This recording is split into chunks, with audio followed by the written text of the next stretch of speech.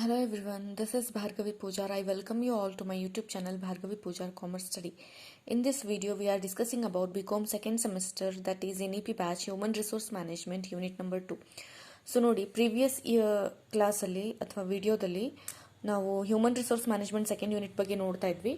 So ಅದರಲ್ಲಿ ಈಗ next continuation part ತೊಗೊಂಡಿದ್ದೀನಿ. ಸಿಂಪಲ್ ವಿಡಿಯೋದಲ್ಲಿ, ಶಾರ್ಟ್ ವಿಡಿಯೋದಲ್ಲಿ ನಿಮಗೆ ಈಸಿಯಾಗಿ ಅರ್ಥ ಆಗುವಾಗೆ 4 ಟಾಪಿಕನ್ನು ನಾನಿಲ್ಲಿ ಆಯ್ಕೆ ಮಾಡ್ಕೊಂಡಿದ್ದೀನಿ. ನೋಡಿ, job analysis, job design, job description, job specification. So ಇವು 4 ನಿಮಗೆ ಕೇಳ್ತಾರೆ. So one and other are not same, ಎಲ್ಲ ಚೇಂಜ್ ಇದೆ ಅಂತ ಹೇಳಿ ಗೊತ್ತಾಗುತ್ತೆ. ಸೊ ಕನ್ನಡದಲ್ಲಿ ಕೆಲಸದ ವಿಶ್ಲೇಷಣೆ, ಕೆಲಸದ ವಿನ್ಯಾಸ, ಕೆಲಸದ ವಿವರ ಮತ್ತು ಕೆಲಸದ ವಿವರಣೆ ಅಂತ ಹೇಳಿ ಕರೀತಾರೆ. ಸೊ ಶಾರ್ಟ್ ಆಗಿ ನೋಡ್ತಾ ಹೋಗೋಣ. ಸೊ 1 by 1 ಏನಂತ ಹೇಳಿ. ಸೊ ಇದು 4 ನೀವು ನೆನ್ಪಿಡ್ಬೇಕಾಗತ್ತೆ, ಹೌದಾ? ಸೊ ನೋಡಿ, ಹಾಗಾದ್ರೆ ಜಾಬ್ ಅನಾಲಿಸಿಸ್ ಅಂದ್ರೆ ಏನಂತ ಹೇಳಿ ನೋಡೋಣ. It is a method of obtaining all information relating to the specific job. So ಏನು ಹೇಳ್ತಾ ಇದ್ದಾರೆ? All information relating to the specific job. Job analysis ಅಂದ್ರೆ ಏನ್ ಮಾಡೋದು ಅಂತಂದ್ರೆ ಎಲ್ಲ ಮಾಹಿತಿಯನ್ನು ಸಂಗ್ರಹಿಸುವುದು, ನಿರ್ದಿಷ್ಟ ಕೆಲಸಕ್ಕೆ ಸಂಬಂಧಿಸಿದ ಎಲ್ಲ ಮಾಹಿತಿಯನ್ನು ಸಂಗ್ರಹಿಸುವ ವಿಧಾನವಾಗಿದೆ. ಜಾಬ್ ಅನಾಲಿಸಿಸ್ ಅಂದರೆ ಒಂದು ನಿರ್ದಿಷ್ಟವಾದಂತಹ ಕೆಲಸವನ್ನು, ಸಪೋಸ್ ನೋಡಿ, ಕ್ಲರ್ಕ್ ಕೆಲಸ ಮಾಡ್ತಾ ಇದ್ದಾರೆ, ಆ ಕ್ಲರ್ಕ್ ಕೆಲಸಕ್ಕೆ ಸಂಬಂಧಪಟ್ಟಿರುವಂತಹ ಎಲ್ಲ ಇನ್ಫಾರ್ಮೇಷನನ್ನು ಕಲೆಕ್ಟ್ ಮಾಡೋದು, ಅದಕ್ಕೆ ನಾವೇನಂತೀವಿ? ಜಾಬ್ ಅನಾಲಿಸಿಸ್ ಅಂತ ಹೇಳಿ ಕರಿತೀವಿ. ಹಾಗಾದ್ರೆ ಏನೇನು ಕಂಟೆಂಟ್ಸ್ ಇದಾವೆ ಅದರಲ್ಲಿ? ಜಾಬ್ ಅನಾಲಿಸಿಸ್ನ ಕಂಟೆಂಟ್ಸ್ ಅಥವಾ ಏನೇನು ಅಂಶಗಳು ಅದರ ಒಳಗೊಂಡಿದ್ದಾವೆ ಅಂತ ಹೇಳಿ ನೋಡ್ತಾ ಹೋಗೋಣ. ಸೊ ಕೀ ಪಾಯಿಂಟ್ಸ್ ಕೂಡ ಇಲ್ಲಿ ಕೊಟ್ಟಿದ್ದೀನಿ. ಸೊ ಫಸ್ಟ್ ಒನ್ ಏನು ಅಂದರೆ ದ ಜಾಬ್ ಐಡೆಂಟಿಫಿಕೇಶನ್. ಮೊದಲನೇದ್ದು ಅಂಶ ಏನು ಅಂದರೆ ಉದ್ಯೋಗವನ್ನು ಗುರುತಿಸುವಿಕೆ. ಸೊ ಅದರಲ್ಲಿ ಯಾವ ರೀತಿಯಲ್ಲಿ ಗುರುತಿಸ್ತಾರೆ ಅಂತಂದರೆ ಅದಕ್ಕೆ ಪರ್ಟಿಕ್ಯುಲರ್ ಆದಂತಹ ಕೋಡ್ ಕೊಟ್ಟಿರ್ತಾರೆ, ನಂಬರ್ ಕೊಟ್ಟಿರ್ತಾರೆ, ಟೈಟಲ್ ಕೊಟ್ಟಿರ್ತಾರೆ. ಈ ರೀತಿಯಲ್ಲಿ ಏನು ಮಾಡ್ತಾರೆ? ಅದನ್ನು ಗುರುತಿಸ್ತಾರೆ ಅಂತ ಹೇಳಿ ಗೊತ್ತಾಗುತ್ತೆ. Next, special features of job. ಕೆಲಸದ ವಿಶೇಷ ಲಕ್ಷಣಗಳನ್ನು ಗುರುತಿಸ್ತಾರೆ. ಆ ಒಂದು ಉದ್ದೇಶಕ್ಕೂ ಕೂಡ job analysis very important. Like location ಆಗಿರ್ಬೋದು, ಪ್ಲೇಸ್ ಎಲ್ಲಿ, ಹಜಾರ್ಡಸ್ ಅಂತಂದರೆ ಯಾವ್ಯಾವ ರೀತಿಯಾದಂತಹ ಅಡೆತಡೆಗಳಿದಾವೆ ಸ್ಟಾಪ್ ಮಾಡಲಿಕ್ಕೆ, ಆಪ್ಟಿಕಲ್ಸ್ ಅಂತ ಹೇಳ್ತಾರಲ್ಲ ಆ ರೀತಿ. ಸೂಪರ್ವಿಷನ್ ಅಂತಂದರೆ ಮೇಲ್ವಿಚಾರ ಮಾಡೋದು, ಅದೆಲ್ಲ ವಿಶೇಷ ಲಕ್ಷಣಗಳನ್ನು ಕೂಡ ತೋರಿಸುತ್ತೆ. Next, duties and responsibilities of workers. ಕೆಲಸಗಾರರ ಕರ್ತವ್ಯ ಏನು, ಅವ್ರ ಜವಾಬ್ದಾರಿ ಏನು, ಅವ್ರ ಡ್ಯೂಟೀಸ್ ಏನು ಗೊತ್ತಾಗುತ್ತೆ. ಜಾಬ್ ರಿಲೇಷನ್ಶಿಪ್ಸ್, ಕೆಲಸದ ಸಂಬಂಧಗಳೇನಿದಾವು. ನೇಚರ್ ಆಫ್ ಜಾಬ್, ಕೆಲಸದ ಸ್ವರೂಪ ಏನಿದೆ, ಅದನ್ನ ಯಾವ ರೀತಿಯಲ್ಲಿ, ಅದು ಸರ್ವಿಸ್ ಓರಿಯೆಂಟೆಡೋ ಅಥವಾ ಪ್ರೊಡಕ್ಷನ್ ಓರಿಯೆಂಟೆಡೋ, ಅದ್ರ ಸ್ವರೂಪ ಏನಿದೆ ಅಂತ ಹೇಳಿ ತಿಳಿಸ್ಕೊಡುತ್ತೆ ನಮಗೆ. ಸೊ ಇದೆಷ್ಟೆಲ್ಲ ಅಂಶಗಳು ಜಾಬ್ ಅನಾಲಿಸಿಸ್ನ ಕಂಟೆಂಟ್ಸ್ ಅಥವಾ ಅಂಶಗಳು ಅಂತ ಹೇಳ್ತಾರೆ. ಸೊ ನೆಕ್ಸ್ಟ್ ಬರೋದು ಅದರಲ್ಲಿ ಆಬ್ಜೆಕ್ಟಿವ್ಸ್ ಆಫ್ ಜಾಬ್ ಅನಾಲಿಸಿಸ್, ಉದ್ದೇಶಗಳು ಅಂತ ಬರುತ್ತೆ. ಏನು ಉದ್ದೇಶ ಇದ್ರದ್ದು ಅಂದರೆ ಮೊದಲನೇದು ವರ್ಕ್ ಸಿಂಪ್ಲಿಫಿಕೇಶನ್, ಕೆಲಸವನ್ನು ಸರಳೀಕರಣ ಮಾಡಿಸೋದು. ಸೊ ನೋಡಿ, ಪರ್ಟಿಕ್ಯುಲರ್ ಜಾಬಿಂದ ಇನ್ಫಾರ್ಮೇಷನ್ ಇಷ್ಟ ಇದೆ ಅಂದರೆ ನಮ್ಗೆ ಉಳಿಕಿದೆಲ್ಲ ನೋಡುವಂಥ ನೆಸೆಸರಿ ಇಲ್ಲ. ಇಷ್ಟೊಂದು ಸಾಗರದಲ್ಲಿ ಪರ್ಟಿಕ್ಯುಲರ್ ಒಂದು ಜಾಬಿಂದ ಏನಿದೆ ಅದ್ರ ಬಗ್ಗೆ ನಾವು ಸ್ಟಡಿ ಮಾಡಿದರೆ ಸಾಕು, ಸಿಂಪ್ಲಿಫೈ ಮಾಡಿಕೊಡುತ್ತೆ.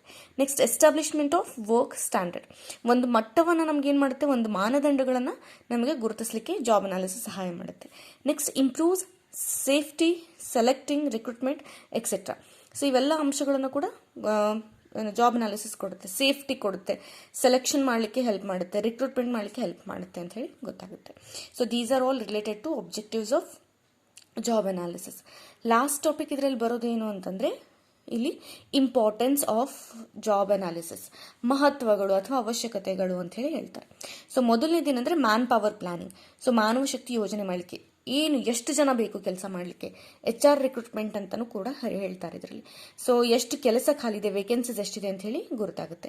Recruitment, selection, placement.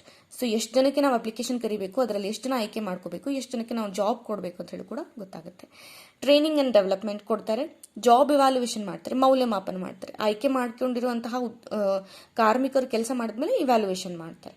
Performance appraisal, ಅವ್ರು ಚೆನ್ನಾಗಿ ಕೆಲಸ ಮಾಡ್ತಾ ಇದ್ರೆ ಅವರಿಗೆ ಬಡ್ತಿಯನ್ನು ಕೊಡ್ತಾ ಹೋಗ್ತಾರೆ ಅಥವಾ ಪ್ರಮೋಷನ್ ಕೊಡ್ತಾ ಹೋಗ್ತಾರೆ. ಜಾಬ್ ಡಿಸೈನ್ ಕೂಡ ಮಾಡಲಿಕ್ಕೆ ನಮಗೆ ಹೆಲ್ಪ್ ಆಗುತ್ತೆ. ಡಿಸಿಪ್ಲಿನ್ ಮೇಂಟೈನ್ ಮಾಡಲಿಕ್ಕೆ ನಮಗೆ ಹೆಲ್ಪ್ ಆಗುತ್ತೆ, ಶಿಸ್ತನ್ನು ಮೇಂಟೈನ್ ಮಾಡಲಿಕ್ಕೆ ಹೆಲ್ಪ್ ಮಾಡುತ್ತೆ. So this is what all about job analysis. ಬಹಳ ಶಾರ್ಟ್ ಆಗಿ ಹೇಳಿದ್ದೀನಿ, ಸ್ವಲ್ಪ ಇದನ್ನು ನೀವು ಅರ್ಥ ಮಾಡ್ಕೊಂಡ್ರೆ ಈಸಿಯಾಗಿ ನೀವು ಬರೀಬಹುದು. ಸೊ ನೋಡಿ, ಒಂದು ಟಾಪಿಕನ್ನು ನಾವು ಕ್ಲಿಯರ್ ಮಾಡ್ಕೊಂಡಿದ್ದೀವಿ, ಜಾಬ್ ಅನಾಲಿಸಿಸ್ ಅಂದರೆ ಕೆಲಸದ ವಿಶ್ಲೇಷಣೆ. ನೆಕ್ಸ್ಟ್ ಬರೋದು ಜಾಬ್ ಡಿಸೈನ್, ಕೆಲಸದ ವಿನ್ಯಾಸ ಅಂತ ಬರುತ್ತೆ. ಹಾಗೂ ಜಾಬ್ ಡಿಸ್ಕ್ರಿಪ್ಷನ್ ಮತ್ತು ಜಾಬ್ ಸ್ಪೆಸಿಫಿಕೇಶನ್ ಬರುತ್ತೆ. So first one we have done. Second one ತಗೊಳ್ತಾ ಇದ್ದೀನಿ, ಜಾಬ್ ಡಿಸ್ಕ್ರಿಪ್ಷನ್ ತಗೊಳ್ತಾ ಇದ್ದೀನಿ, ಕೆಲಸದ ವಿವರ ತಗೊಳ್ತಾ ಇದ್ದೀನಿ. ಅದ್ರ ಬಗ್ಗೆ ನಾವೀಗ ನೋಡ್ತಾ ಹೋಗೋಣ. ಸೊ ಸಿಂಪಲ್ ಆಗಿ, ವೆರಿ ಸಿಂಪಲ್ ಆಗಿ, ಶಾರ್ಟ್ ಆಗಿ ನಾನು ತಗೊಂಡಿದ್ದೀನಿ. ಜಾಬ್ ಡಿಸ್ಕ್ರಿಪ್ಷನ್ ಅಂದರೆ ಕೆಲಸದ ವಿವರ. ಡಿಸ್ಕ್ರಿಪ್ಷನ್ ಅಂದ್ರೆ ಏನು? ಬ್ರೀಫ್ ಎಕ್ಸ್ಪ್ಲನೇಷನ್ ಅಂತ ಹೇಳಿ ಹೇಳ್ತೀವಿ ನಾವು, ಸಣ್ಣದಾಗಿರುವಂಥ ವಿವರ ಕೊಡೋದು. So it provides the information relating to duties and responsibilities of a job. So ನೋಡಿ, ಜಾಬ್ ಡಿಸ್ಕ್ರಿಪ್ಷನ್ ಏನಂದ್ರೆ ಒಂದು ಕೆಲಸಕ್ಕೆ ಸಂಬಂಧಿಸಿದಂಥ ಕರ್ತವ್ಯ ಮತ್ತು ಜವಾಬ್ದಾರಿಗಳ ಬಗ್ಗೆ ಮಾಹಿತಿನ ಒದಗಿಸ್ತಾರೆ. ಆ ಕೆಲಸದಲ್ಲಿ ನಾವು ಯಾವ ರೀತಿಯಾದಂತಹ ಕರ್ತವ್ಯಗಳನ್ನು ಕೊಡಬೇಕು, ಅದರ ಜವಾಬ್ದಾರಿ ಏನಂತ ನಮಗೆ ತಿಳಿಸ್ಕೊಡುತ್ತೆ.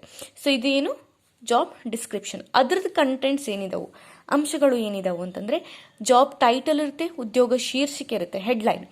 ಜಾಬ್ ಸಮರಿ, ಸಾರಾಂಶ ಇರುತ್ತೆ, ಆ ಒಂದು ಕೆಲಸದಲ್ಲಿ ಏನೇನು ಒಳಗೊಂಡಿರ್ತೀವಿ ಅಂತ ಹೇಳಿ. ಜಾಬ್ ಲೊಕೇಶನ್, ಪ್ಲೇಸ್ ಎಲ್ಲಿದೆ, ಸ್ಥಳಗಳನ್ನು ಕೊಡ್ತಾರೆ. ಡ್ಯೂಟೀಸ್ ಆ್ಯಂಡ್ ರೆಸ್ಪಾನ್ಸಿಬಿಲಿಟೀಸ್, ಕರ್ತವ್ಯ ಮತ್ತು ಜವಾಬ್ದಾರಿಗಳು ಏನು ಅಂತ ಗೊತ್ತಾಗುತ್ತೆ ಅದರಲ್ಲಿ. ಜಾಬ್ ಡಿಸ್ಕ್ರಿಪ್ಷನಲ್ಲಿ ಒಂದು ನಮಗೇನು ಕೊಡ್ತಾರೆ ಅಂದರೆ ಒಂದು ಫಾರ್ಮೇಟ ಇದ್ಬಿಡುತ್ತೆ ಡಿಸ್ಕ್ರಿಪ್ಷನ್ ಅಂತಂದರೆ, ಅದ್ರ ಬಗ್ಗೆ ಎಲ್ಲ ಬ್ರೀಫ್ ಎಕ್ಸ್ಪ್ಲನೇಷನ್ ಇರುತ್ತೆ. ನೇಚರ್ ಆಫ್ ಸೂಪರ್ವಿಸರ್ಸ್, ಯಾವ ಸೂಪರ್ವಿಸರ್ ಸ್ವರೂಪ ಏನಿದೆ, ಮೆಷಿನ್ಸ್, ಟೂಲ್ಸ್, ಮಟೀರಿಯಲ್ಸ್, ಯಾವ್ಯಾವ ರೀತಿಯಾದಂತಹ ಮಷೀನ್ಸ್ ಇದಾವೆ, ಅದನ್ನು ಆಪ್ರೇಟ್ ಮಾಡೋದು ಹೆಂಗೆ, ಮಟೀರಿಯಲ್ಸ್ ಹೆಂಗೆ, ಅದೆಲ್ಲ ಹೇಳ್ತಾರೆ. Relation to other jobs, so ಇತರ ಉದ್ಯೋಗದ ಜೊತೆ ಯಾವ ರೀತಿಯಾಗಿ ಸಂಬಂಧ ಇಟ್ಕೊಂಡಿರಬೇಕು, ವರ್ಕಿಂಗ್ ಕಂಡೀಷನ್ಸ್ ಮತ್ತು ಪಾಲಿಸೀಸ್. ಸೊ ಇದಿಷ್ಟೆಲ್ಲ ಏನಿದೆ ಜಾಬ್ ಡಿಸ್ಕ್ರಿಪ್ಷನ್ನ ಕಂಟೆಂಟ್ಸ್ ಬರುತ್ತೆ. So this is what about job description. Next third one ನಾನೇನು ತೊಗೊಂಡಿದ್ದೀನಿ, ಜಾಬ್ ಸ್ಪೆಸಿಫಿಕೇಶನ್ ತೊಗೊಂಡಿದ್ದೀನಿ. ಕೆಲಸದ ವಿವರಣೆ. First one job analysis, second one job description, third one job specification ತೊಗೊಂಡಿದ್ದೀನಿ, ಲಾಸ್ಟ್ ಜಾಬ್ ಡಿಸೈನ್ ತೊಗೊಂಡಿದ್ದೀನಿ. ಸೊ ಜಾಬ್ ಸ್ಪೆಸಿಫಿಕೇಶನ್ ಅಂದರೆ it provides the information relating to minimum acceptable human qualities like knowledge and skills. So specification ಅಂದ್ರೆ ಏನ್ರಿ, particular ಆಗಿರಬೇಕು, ಹೌದಾ. Minimum acceptance like knowledge and skills, ಕೆಲವು ಕೌಶಲ್ಯಗಳನ್ನು ಹೊಂದಿರಬೇಕಾಗುತ್ತೆ. ಅಂತಹ ವ್ಯಕ್ತಿಗಳನ್ನು ನಾವಿಲ್ಲಿ ಆಯ್ಕೆ ಮಾಡ್ತಾ ಹೋಗ್ತೀವಿ. ಸೊ ಇದು ಕನಿಷ್ಠಕರ ಸ್ವೀಕಾರಾರ್ಹ ಮಾನವ ಗುಣಗಳಾದ ಜ್ಞಾನ ಮತ್ತು ಕೆಲಸವನ್ನು ಅಥವಾ ಕೌಶಲ್ಯಗಳನ್ನು ನಿರ್ವಹಿಸುವ ಅಗತ್ಯವಾದ ಕೌಶಲ್ಯಗಳಿಗೆ ಸಂಬಂಧಿಸಿದ ಮಾಹಿತಿನ ಒದಗಿಸ್ತದೆ ಅಂತ ಹೇಳಿ ಗೊತ್ತಾಗುತ್ತೆ. ಸೊ ಇದ್ರ ಕಂಟೆಂಟ್ಸ್ ಏನಂದ್ರೆ ಫಿಸಿಕಲ್ ಕ್ಯಾರೆಕ್ಟರಿಸ್ಟಿಕ್ಸ್. ಫಿಸಿಕಲ್ ಕ್ಯಾರೆಕ್ಟರಿಸ್ಟಿಕ್ಸ್ ಅಂದ್ರೆ ಏನು, ಅವ್ರ ಹೈಟ್ ಚೆನ್ನಾಗಿರಬೇಕು, ಸೈಟ್ ಅಂದ್ರೆ ದೃಷ್ಟಿ ಚೆನ್ನಾಗಿರಬೇಕು, ಹೈಟು, ವೇಟು, ಅವ್ರ ಹೆಲ್ತ್ ಎಲ್ಲ ಚೆನ್ನಾಗಿರಬೇಕು, ಬರೀ ಮೆಡಿಕಲ್ ಲೀವ್ನ ತಗೊಳ್ಳೋ ಹಾಗಿಲ್ಲ. ನೆಕ್ಸ್ಟ್ ಪರ್ಸನಲ್ ಕ್ಯಾರೆಕ್ಟರಿಸ್ಟಿಕ್ಸ್ ಅಂದರೆ ಮೆಂಟಲ್ ಎಬಿಲಿಟಿ ಇರಬೇಕು, ಸ್ಟ್ಯಾಬಿಲಿಟಿ ಇರಬೇಕು, ಲೀಡರ್ಶಿಪ್ ಕ್ವಾಲಿಟೀಸ್ ಇರಬೇಕು. ಸೈಕೋಲಾಜಿಕಲ್ ಕ್ಯಾರೆಕ್ಟರಿಸ್ಟಿಕ್ಸ್ ಅಂದರೆ ಅಬಿಲಿಟಿ, ಅನಾಲಿಟಿಕಲ್ ವ್ಯೂ ಇರಬೇಕು, ಕ್ರಿಟಿಕಲ್ ಆಗಿ ಥಿಂಕ್ ಮಾಡುವಂಥದ್ದು, ಅನಾಲಿಟಿಕಲ್ ಆಗಿ ವಿಚಾರ ಮಾಡುವಂಥದ್ದು, ಬಿಯಾಂಡ್ ವಿಚಾರ ಮಾಡುವಂಥದ್ದು. Qualification and experience, training, services, ಅವ್ರ ಉದ್ಯೋಗ ಏನು ಅಥವಾ ಅವರು ಕಲ್ತಿರುವಂತಹ ಎಜುಕೇಷನ್ ಕ್ವಾಲಿಫಿಕೇಶನ್ ಏನು, ಎಷ್ಟು ವರ್ಷ ಸರ್ವಿಸ್ ಆಗಿದೆ. So this is what all about job specification. ನೆನ್ಪಿಡಬೇಕು ಕಂಟೆಂಟ್ಸ್. ಲಾಸ್ಟ್ ಬರೋದು ನಿಮಗೆ ಜಾಬ್ ಡಿಸೈನ್. ಜಾಬ್ ಡಿಸೈನ್ ಅಂತಂದ್ರೆ ಕೆಲಸದ ವಿನ್ಯಾಸ. ಡಿಸೈನ್ ಅಂದ್ರೆ ನಾವು ಯಾವ ರೀತಿಯಲ್ಲಿ ಫ್ರೇಮ್ ವರ್ಕ್ ಹಾಕೊಡ್ತೀವಿ ಅಂತ ಹೇಳಿ, ಹೌದಾ. So it means determining the specific duties and responsibilities to be performed by employee. ಒಂದು ವ್ಯಕ್ತಿ ಯಾವ ರೀತಿಯಾಗಿ ಕೆಲಸವನ್ನು ಮಾಡ್ಬೇಕಂತ ಹೇಳಿ ತಿಳಿಸ್ಕೊಡೋದೆ ಜಾಬ್ ಡಿಸೈನ್. ಕಾರ್ಮಿಕರಿಗೆ ಸಂಬಂಧಿಸಿದ ಕರ್ತವ್ಯ ಮತ್ತು ಜವಾಬ್ದಾರಿಗಳನ್ನು ತಿಳಿಸುವ ವಿಧಾನವಾಗಿದೆ. ಅದರದ್ದು ಆಬ್ಜೆಕ್ಟಿವ್ಸ್ ಏನಿದೆ ಅಂತ ನೋಡ್ತಾ ಹೋಗೋಣ. So first one, integrate the needs of individual. So personal ಆಗಿ ಒಬ್ಬರೊಬ್ಬರದ ಅವಶ್ಯಕತೆಗಳನ್ನು ಗುರುತಿಸಲಿಕ್ಕೆ ಜಾಬ್ ಡಿಸೈನ್ ಹೆಲ್ಪ್ ಮಾಡುತ್ತೆ. ಆರ್ಗನೈಸೇಷನ್ ಇನ್ ಬೇಡಿಕೆಗಳನ್ನು ಪೂರೈಸಲಿಕ್ಕೆ ಸಹಾಯ ಮಾಡುತ್ತೆ, ಹಾಗೆ ಎಂಪ್ಲಾಯೀಸ್ಗೆ ಸೇಫ್ಟಿಯನ್ನು ಕೊಡಲಿಕ್ಕೂ ಕೂಡ ಸಹಾಯ ಮಾಡುತ್ತೆ. Next approaches of job design. ನಿಮ್ಗೆ ಅಪ್ರೋಚಸ್ ಬರುತ್ತೆ, 4 approaches: traditional approaches, scientific approaches, human relation approaches and social approaches. So ಇದು ಸಾಂಪ್ರದಾಯಿಕವಾಗಿದೆ, ಇದು ವೈಜ್ಞಾನಿಕವಾಗಿದೆ, ಇದು ಮಾನವ ಸಂಬಂಧಿಸಿದಂತಹದಾಗಿದೆ, ಇದು ಸೋಷಿಯೋ ಟೆಕ್ನಾಲಜಿಕಲ್ ಅಂತ ಹೇಳಿ ಬರುತ್ತೆ, ಸಾಮಾಜಿಕವಾಗಿರುವಂಥದ್ದು ಅಂತ ಬರುತ್ತೆ.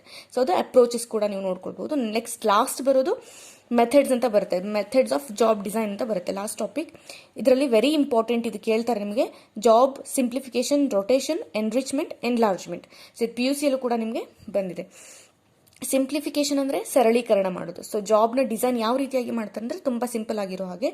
ಜಾಬ್ ರೊಟೇಷನ್ ಅಂದ್ರೆ ಏನು, ಸೊ ರೊಟೇಷನ್ ಮಾಡ್ತಾ ಇರಬೇಕು, ಇವ್ರು ಇಲ್ಲಿ ಬರ್ತಾರೆ, ಇವ್ರು ಇಲ್ಲಿ ಬರ್ತಾರೆ, ರೊಟೇಟ್ ಮಾಡ್ತಾ ಹೋಗ್ತಾರೆ. ಯೂಶಲಿ ನಾವೆಲ್ಲಿ ನೋಡ್ತೀವಿ ಇದನ್ನ, ಬ್ಯಾಂಕಲ್ಲಿ ನೋಡ್ತೀವಿ, ಕ್ಯಾಶಿಯರ್ ಇದ್ದರೆ ನೆಕ್ಸ್ಟ್ ಕೌಂಟರ್ಗೆ ಹೋಗಿರ್ತಾರೆ ಒಂದು ಸ್ವಲ್ಪ ದಿನ ಆದಮೇಲೆ. Rotation very important. ಯಾಕೆ ಹಿಂಗೆ ಮಾಡ್ತಾರೆ ಅಂದರೆ ಮಿಸ್ಅಪ್ರೋಪ್ರಿಯೇಷನ್ ಆಗಬಾರ್ದು, ಆಮೇಲೆ ಎಲ್ಲ ರೀತಿಯಾದಂತಹ ಎನ್ವೈರನ್ಮೆಂಟಲ್ಲಿ ಎಂಪ್ಲಾಯಿ ವರ್ಕ್ ಮಾಡ್ಬೇಕಂತ ಹೇಳಿ.